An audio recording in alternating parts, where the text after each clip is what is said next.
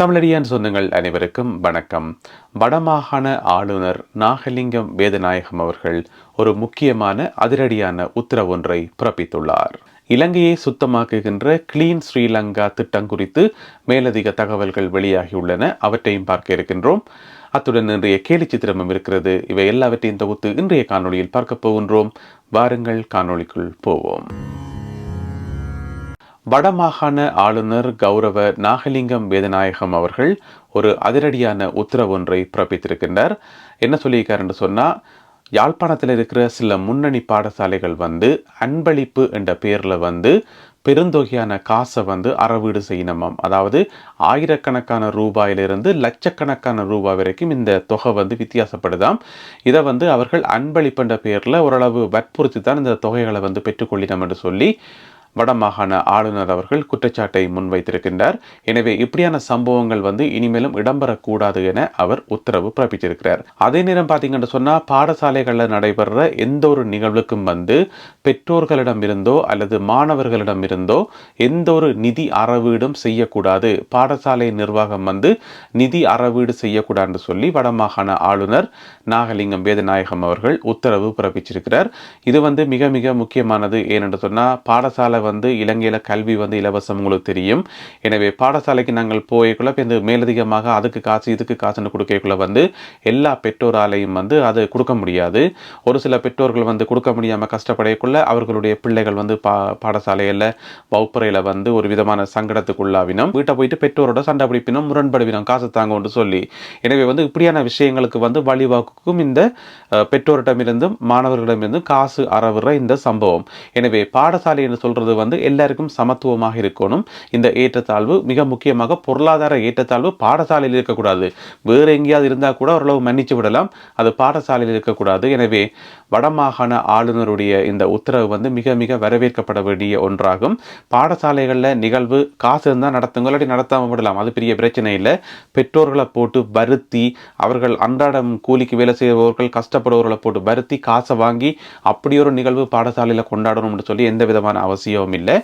அதே வேளையில் ஆளுநர் இன்னும் ஒரு கருத்துன்னு சொல்லியிருக்காரு. என்று சொன்னால், வெளிநாடுகளில் இருந்து பழைய மாணவர் சங்கங்களால் சேகரித்து அனுப்பப்படுற காசும் தாயகத்தில் இருக்கிற பாடசாலைகளில் தவறான முறையில் பயன்படுத்தப்படுறதுக்கான வாய்ப்புகள் இருக்குது. அங்கே லஞ்ச ஊழல் நடக்கிறதுக்கான வாய்ப்புகள் இருக்குன்னு சொல்லி அதையும் சொல்லியிருக்கிறார். உங்களுக்கு தெரியும், வெளிநாடுகளில் இங்கே யூகேயா இருக்கட்டும், கனடாவாக இருக்கட்டும், எல்லா நாடுகள்லையும் ஊரில் இருக்கிற பாடசாலைகளுக்கு பழைய மாணவர் சங்கங்கள் இருக்குது. ஒவ்வொரு வருடமுமே அவர்கள் வருடாந்த ஒன்று கூடல் நடத்தி நிதி சேகரித்து தாயகத்தில் உள்ள பாடசாலைகளுக்கு குடிப்பினம் சம்பந்தப்பட்ட பாடசாலைகளுக்கு. ஆனால் அந்த நிதி சரியான முறையில் பயன்படுத்தப்படுதா, சரியான திட்டங்களுக்கு பயன்படுத்தப்படுதா, உண்மையிலேயே அப்படி அனுப்பப்படுற நிதி பாடசாலையில் இருக்கிற ஏழை மாணவர்களுக்கு பயன்படுதா என்றதை இங்கிருந்து காசு அனுப்புறாக்கள் அதை மேக் ஷோ பண்ணணும், அதை உறுதிப்படுத்தணும். ஏன்னு சொன்னால், நாங்கள் சும்மா காசை அனுப்பி அதுவும் காசு அனுப்புகிற இடம் பள்ளிக்கூடத்துக்கு காசை அனுப்பி அது ஒரு வியாபார நிறுவனம் மாதிரியோ அல்லது காசு புழங்குற ஒரு இடம் மாதிரியோ மாற்றி அங்கே லஞ்ச ஊழலை உருவாக்கக்கூடாது. ஏன்னு சொன்னால், லஞ்ச ஊழலை ஒழிக்கிறதுக்கான அத்திவாரமே பாடசாலைகளில் இருந்தான் போடப்படணும். அங்கேயே அந்த ஏற்றத்தாழ்வுகள் களையணும். நிறைய விஷயங்கள் பாடசாலையில் தான் செய்யணும். எனவே வெளிநாடுகளில் இருக்கிற பழைய மாணவர் சங்கங்கள் காசு அனுப்பாக்கு முதல் 1க்கு 4 தரம் யோசிக்கணும், திரும்ப ஒருக்கா அனலைஸ் பண்ணணும். என்னென்னு சொன்னால், நீங்கள் அனுப்புகிற காசு அவர்களை வளர்ச்சி பாதைக்கு இட்டு செல்லுதா அல்லது வேறு பாதைக்கு இட்டு செல்லுதா என்றதை பற்றி நீங்கள் யோசிக்க வேண்டியிருக்குது. எனவே வடமாகாண ஆளுநர் அவர்களுடைய இந்த கருத்து மிகவும் கவனிக்கப்பட வேண்டிய ஒரு கருத்தாகும். இலங்கையை சுத்தமாக்குகின்ற கிளீன் ஸ்ரீலங்கா வேலை திட்டம் பற்றி ஜனாதிபதி அனுரகுமார திசாநாயக்கா அவர்கள் பாராளுமன்றத்தை துவக்கி வைத்து உரையாற்றுகின்ற போது அதில் முக்கியமான ஒரு விஷயமாக, புதிய ஒரு விஷயமாக குறிப்பிட்டிருந்தவர் கிளீன் ஸ்ரீலங்கான்னு சொல்லி. இப்போ அது சம்பந்தமான நிறைய வேலை திட்டங்கள் நாட்டின் பல்வேறு பகுதிகளில் ஆரம்பிக்கப்பட்டு கொண்டிருக்குது. அது சம்பந்தமான விழிப்புணர்வு வந்திருக்குது. எனவே இந்த விழிப்புணர்வு எங்களுடைய தமிழர் தாயக பகுதியிலே ஏற்படணும். அங்கேயும் சகல பகுதிகளும் சுத்தமாக்கப்பட வேணும்.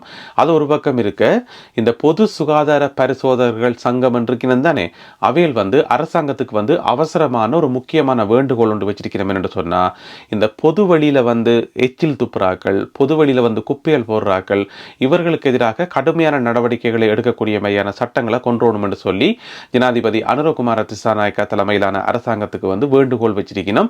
பொது சுகாதார பரிசோதகர்கள் சங்கம். ஏன்னு சொன்னா, அவர்கள் தான் எல்லா இடம் போயிட்டு பொது சுகாதாரத்தை பரிசோதிப்பினோம். எனவே அவைக்கு தான் தெரியும் நாளாந்த வாழ்க்கையில் வந்து இவ்வளவு குப்பைகளையும் இவ்வளவு பிரச்சனைகளையும் வந்து அவையில் எதிர்கொள்ளினம் என்று சொல்லி, எனவே அவர்கள் வந்து இப்படியான ஒரு வேண்டுகோளை வச்சிருக்கணும். ஒருவேளை அது சம்பந்தமாக ஒரு சட்டங்கள் இயற்றப்படலாம், அது சம்பந்தமாக புதிய நடைமுறைகள் வரதுக்கான வாய்ப்புகளும் இருக்குது. எனவே எங்களுடைய தமிழர் தாயக பகுதிகளில் வந்து இந்த சுத்தமாக்கல் நடவடிக்கைகளை வந்து எப்படி முன்னுக்கு கொண்டு போகலாம்ன்றதுக்கு 2 விதமான ஆலோசனைகள் இருக்குது. ஒன்று வந்து பாடசாலை மட்டத்தில் தான் ஆரம்பிக்கணும்.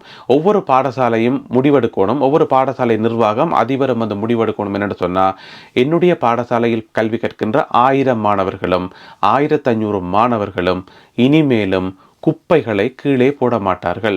ஒரு டொஃபி சாப்பிட்டாலும் அந்த டொஃபி பேப்பரை வந்து கீழே போட மாட்டினோம். எந்த ஒரு பேப்பரையும் கஞ்சலையுமோ கீழே போட மாட்டினோம். அதுக்கேற்றபடி என்னுடைய பாடசாலையில் கல்வி பயில்கின்ற சகல மாணவர்களும் பயிற்றுவிக்கப்பட்டிருக்கிறார்கள் என்றதை ஒவ்வொரு பாடசாலை அதிபரும் வந்து உறுதிப்படுத்தணும். எனவே இந்த காணொலியை பார்த்து கொண்டிருக்கக்கூடிய பாடசாலை நிர்வாகத்தைச் சேர்ந்தவர்கள், பாடசாலை அதிபர்கள், ஆசிரியர்கள், உங்களுடைய பாடசாலையில் வந்து இதை நீங்கள் நடைமுறைக்கு கொண்டு வாங்கோ. அதை பற்றின தகவல்களை எங்களுக்கு தாங்கோ. நாங்கள் இதை வந்து நல்லா சொல்லி ப்ரொமோட் பண்ணி தரோம். அது உங்களுக்கு ஒரு பேரையும் புகழையும் தேடித்தரும். எனவே ட்ரை பண்ணி பார்ப்போம். இது ஒரு வகையான ஆலோசனை. இன்னும் ஒரு ஆலோசனை என்னென்னு சொன்னால், உங்களுக்கு தான் தெரியுமே, போன முறை தேர்தலில் வந்து யாழ்ப்பாணம் கிளிநொச்சி தொகுதியில் மட்டுமே வந்து 396 வேட்பாளர்கள் போட்டி போட்டவே. அதாவது 396 பேர் அரசியலில் ஈடுபட்டவே. அதில் வந்து கொஞ்சம் பேர் தான் தெரிவு செய்யப்பட்டிருக்கணும். மிச்சாக்கள் எல்லாம் இப்போ எங்கேன்னு தெரியல, இருக்கணுமா இல்லையா, என்ன செய்யணும்னே தெரியல. எனவே தேர்தல் ஒன்று அறிவிக்கப்பட்ட பிறகு திடீரென்று ஒழும்பி வந்து நான் அரசியலில் குதிக்க போறேன், அரசியலில் இறங்க போறேன்னு சொல்லி கொண்டு வராமல் இப்பயே அரசியலில் ஈடுபடுங்கோ. இப்போ சும்மா இருக்கிறீங்கள், தேர்தலை தூக்கி ஒரு ஓரமாக வையுங்கோ. தேர்தலை இலக்கு வச்சு கொண்டு நீங்கள் வந்தீங்கன்னு சொன்னால் ஜனம் மதிக்காது. ஓம் தானே? யாராவது தேர்தலை இலக்கு வச்சு கொண்டு வந்தால் நீங்கள் மதிப்பீங்களா? மதிக்க மாட்டீங்க தானே?